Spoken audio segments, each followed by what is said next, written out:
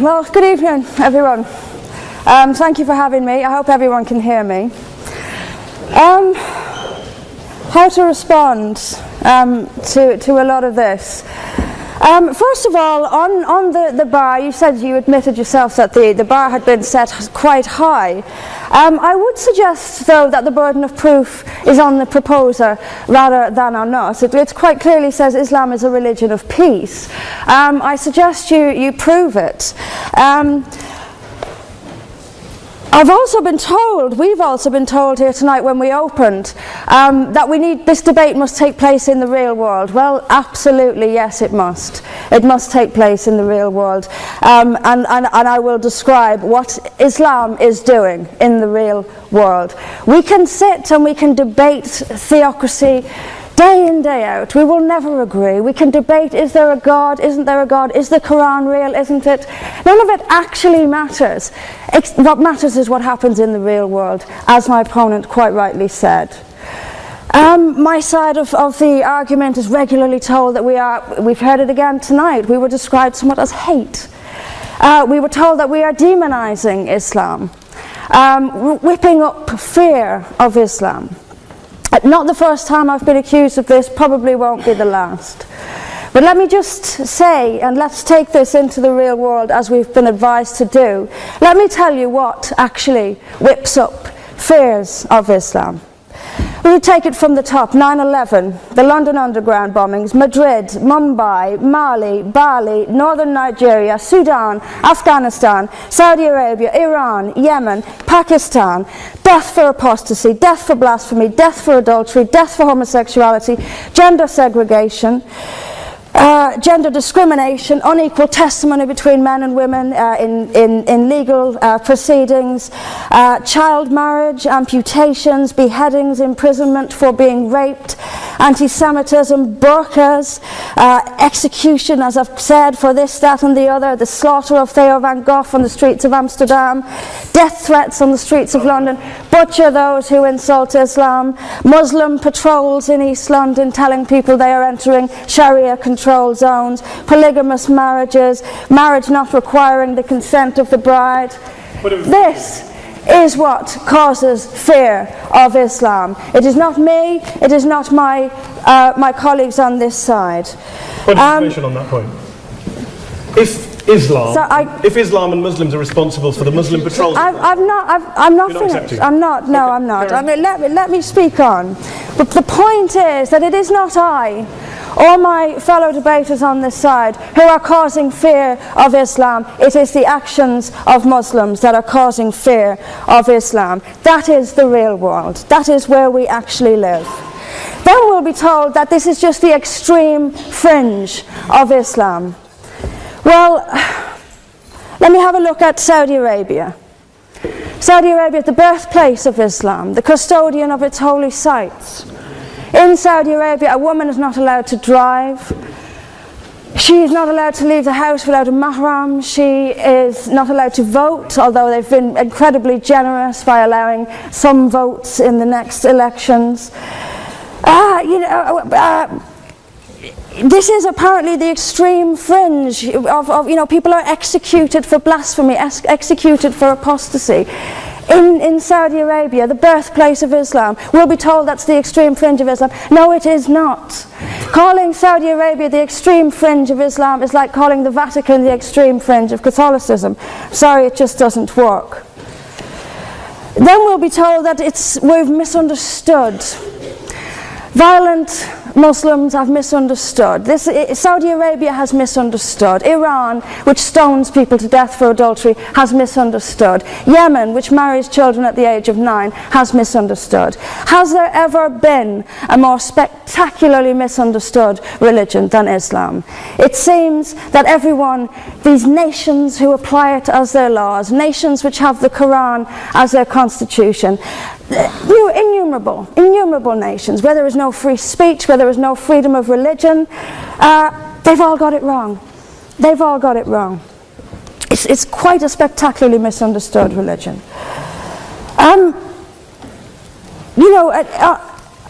There's just so much. I'm constantly told as well that I need to respect Islam. I'm never quite given a good enough reason why. I am under no greater obligation to respect Islam than I am any other beliefs. I'm under no more obligation to respect a woman oppressed in the name of Islam than if she is oppressed by the BNP or anyone else. I am under no obligation to make compromises with an ideology I simply don't see as peaceful. Why don't I see it as peaceful? Because of the evidence. If I look around the world and I see the countries where Islam calls the shots, all I see is brutality and violence imposed by the state. We were told that peace is not just the absence of violence but the presence of justice. Absolutely. I do not see how in a nation where, as the only woman here, I have some particular issues with the way women are treated in Islamic states. Now you can argue that they've got it wrong. Tell them that, because they seem to think that's what it is. Yes, I mean, there's so much to say about it, but is there a peaceful Islam? Yes, there is. It's in the hearts of peaceful Muslims. Unfortunately, though, there's also a rather more objective Islam, and peaceful Muslims have to do some really rather creative interpretation, like the command to beat her. I've seen Muslim women. I didn't stand up for you. Well, I didn't. So if you could just have it. But I knew this would happen. I knew this would happen, by the way. I knew this would happen. What I'm saying is completely controversial and will be booed and shouted down, and I have no doubt my colleagues the same. I knew this would happen. You say anything negative, you'll get the boos. I'm actually going to leave it there. But I will finish just by saying this. There are hundreds of millions of peaceful Muslims. That is a fact. But that does not mean that Islam itself is peaceful. Peaceful Muslims interpret verses of the Quran so almost beyond recognition it's reinterpreted. Like the command to beat her. It's there in the Quran, and I've seen Muslim women try to dance around it. They put words in there that simply aren't there. That's what it says. It says beat her. And in the countries where the Quran calls the shots, that is exactly what they do. This is not peace. This is not justice. Islam is not a religion of peace, as the evidence shows us. Thank you. Thank you very much, Mr. President. Ladies and gentlemen, good evening. Assalamu alaikum. Lovely to see you all here tonight. We are having a very entertaining night, are we not? With some very interesting things being said from the other side of the house tonight. Let me begin by saying, as a Muslim, as a representative of Islam, I would consider myself an ambassador for Islam, a believer in Islam, a follower of Islam and its Prophet. So in that capacity, let me begin by apologizing to Anne-Marie for the Bali bombings. I apologize for the role of my religion and me and my people, for the killing of Theo van Gogh, for 7/7. Yes, that was all of us. That was Islam, that was Muslims, that was the Quran. I mean, astonishing claims to make in the very first speech tonight, on a day like today, where the Conservative Prime Minister of the United Kingdom is having to come out and point out that these kind of views are anathema. And I believe you're trying to stand for the Labour Party to become an MP in Brighton.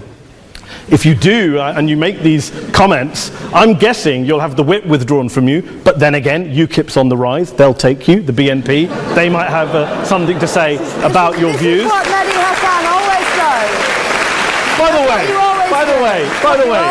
the way, just on a factual point, since we heard a lot about the second speaker, about how backward we Muslims all are, on a factual point, you said that Islam was born in Saudi Arabia. Islam was born in 610 AD. Saudi Arabia was born in 1932 AD. So you were only 1,322 years off. Not bad? Not bad start there.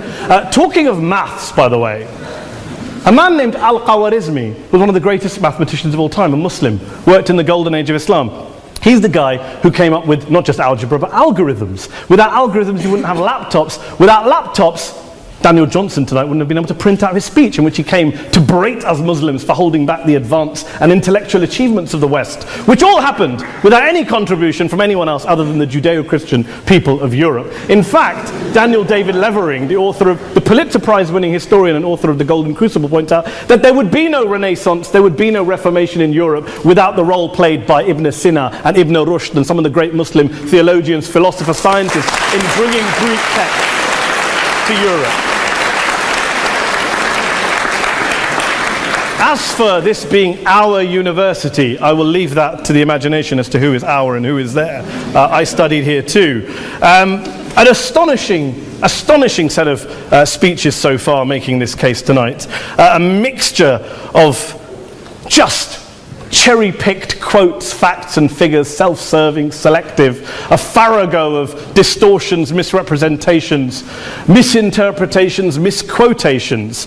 Daniel talked about my article in the New Statesman, which got me a lot of flack, where I talked about the anti-Semitism that is prevalent in some parts of the Muslim community, which indeed it is. Of course, I didn't say in that piece that it was caused by the religion of Islam. In fact, modern anti-Semitism in the Middle East was imported from, finish the sentence, Christian, Judeo-Christian Europe, where I believe some certainly bad things happened to the Jewish people. In fact, Tom Friedman, Jewish-American columnist in the New York Times, told me in this very chamber last week that he believed, had Muslims been running Europe in the 1940s, 6 million extra Jews would still be alive today. So I'm not going to take lessons in anti-Semitism from someone who's here to defend the Judeo-Christian values of a continent that murdered 6 million Jews.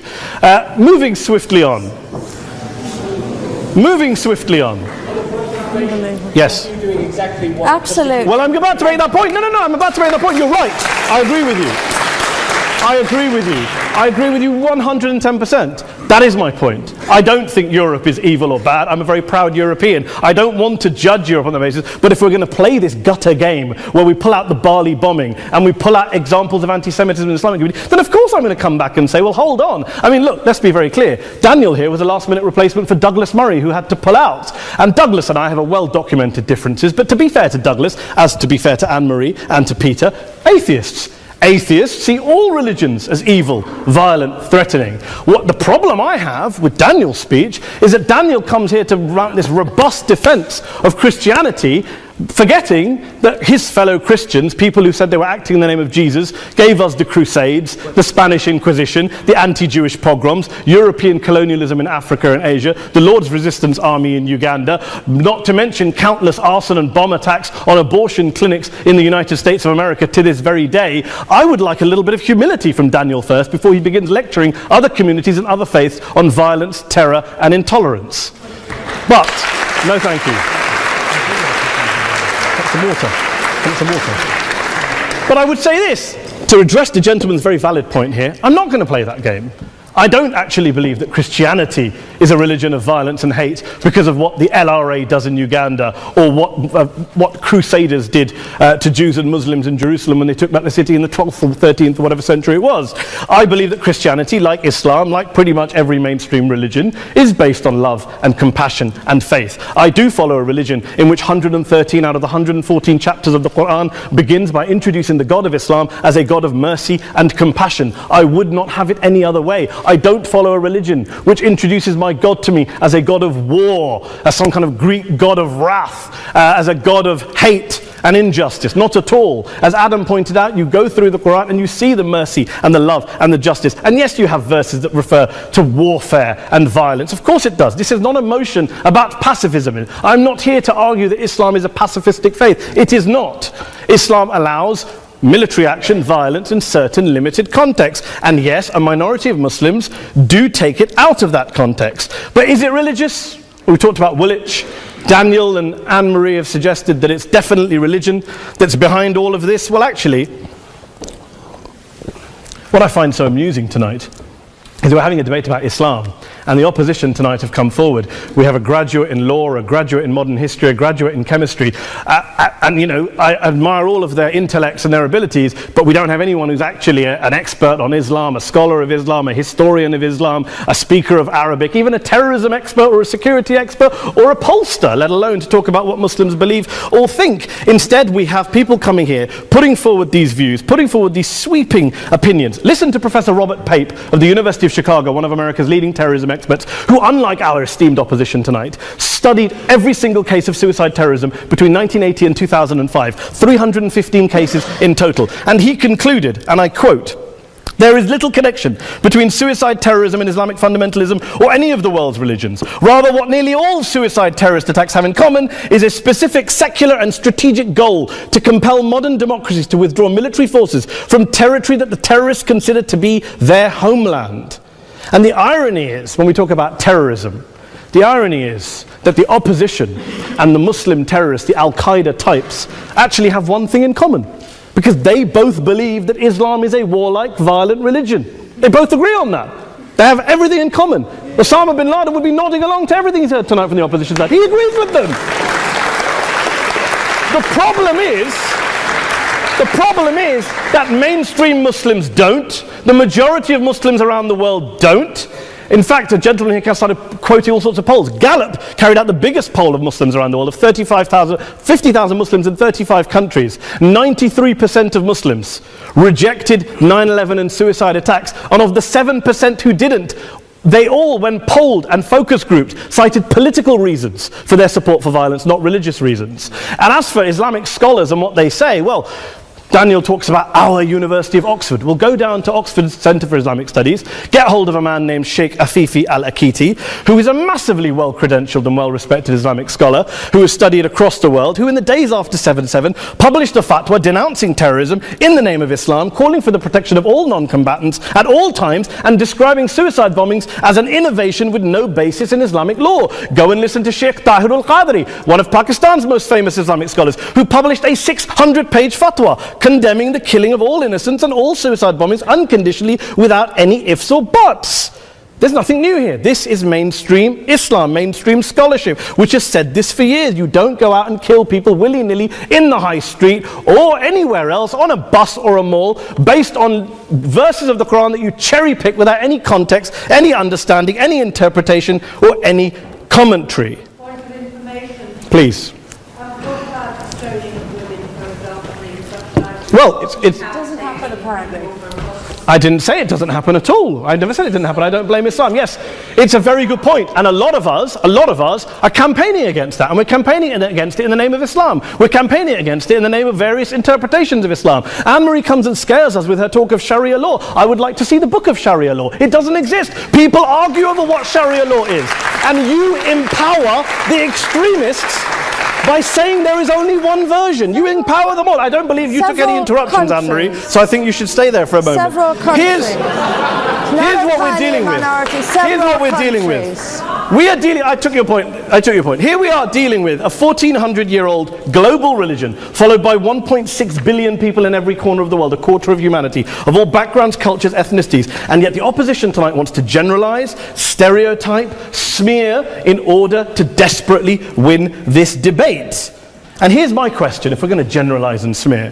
If, okay, people say yesterday's bombers, and we've got to be careful, there's a trial going on, were yesterday's attackers, motivated by Islam? Big debate. I don't believe they were. Let's say they were. Let's say Faisal Shahzad, the Times Square bomber, was motivated by Islam. Let's assume, for sake of argument, that Richard Reeves, the shoe bomber, was motivated by Islam.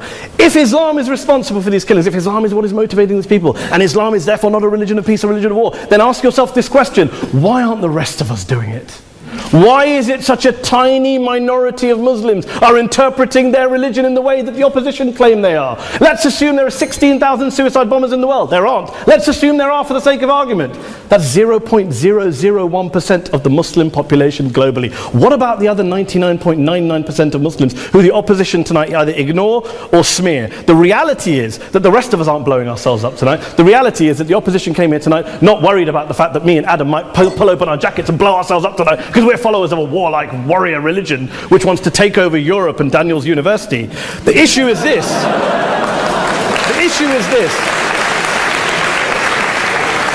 Unless the opposition can tell us tonight, and Peter Atkins is here, one of our great atheist intellectuals, can tell us tonight, they can answer this question tonight: why don't the vast majority of Muslims around the world behave as violently and aggressively as a tiny minority of politically motivated extremists? Then they might as well give up and stop pretending they have anything relevant to say about Islam or Muslims as a whole. Ladies and gentlemen, let me just say this to you. Think about what the opposite of this motion is.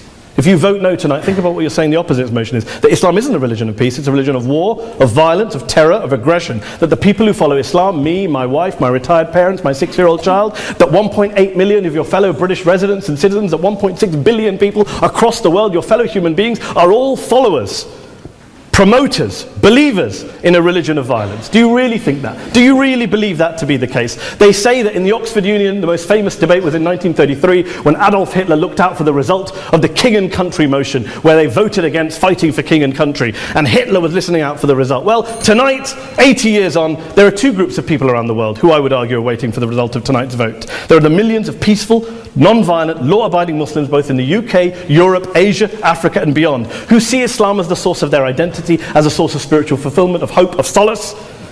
And there are the phobes, the haters, the bigots out there who want to push the clash of civilizations, who want to divide all of us into them and us and ours and their.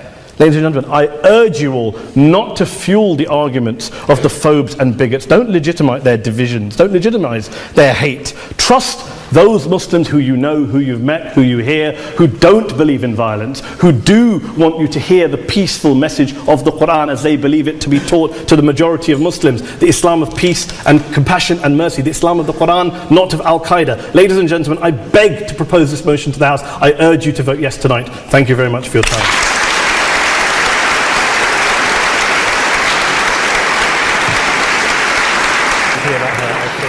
In it, as good men will find anywhere. But we, through examples of the behavior that Islam inspires and often condones, and by seeking to show that Islam has an intrinsic fault, long for Islam 2.0. Islam 2.0, Islam's enlightenment, will have an emphasis on humanity, subtlety, harmony, and reason, and be virtuous. On that point, this evening, though, you are judging Islam 1.0, not Islam 2.0. By opposing the motion, you will be encouraging the emergence of what most of humanity really longs for, but which does not yet exist. Please, for the sake of humanity, oppose.